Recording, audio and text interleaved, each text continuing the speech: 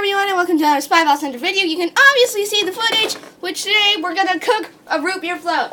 You need vanilla ice cream, a straw, a spoon, root beer, cup, and a plate is optional to lay your spoon on in case your thing's too big. Got it? Let's go. Alright, first things first is I'd like to stop off with the ice cream. And this is a very fresh pail. Let me see if you can capture it all, and you can. My mom's going to be in the background. I'm doing this 100% on my own. I just had to make a very scary supply run in the basement. Come on.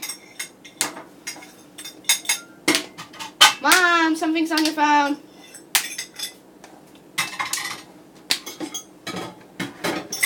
Oh, God. It is not an easy task. Oh, jeez. How are you? How? Oh.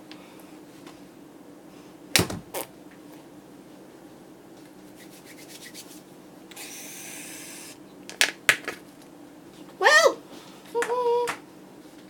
All right. Now we're going to put a good bit of it into this.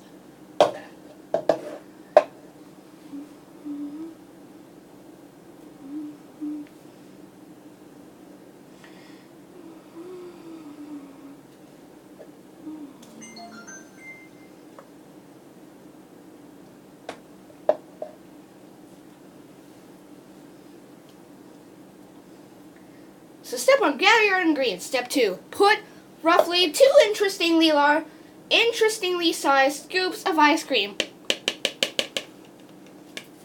into there. But for good measure, I'm just going to put like 2.5.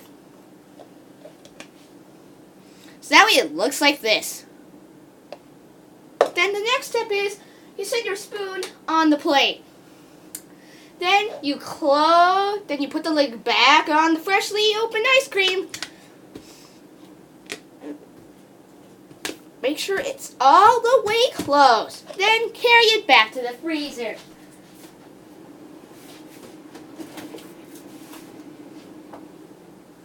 Great, now we're on your next step. Open the can of root beer, which I can do with ease. Then we're going to pour it in.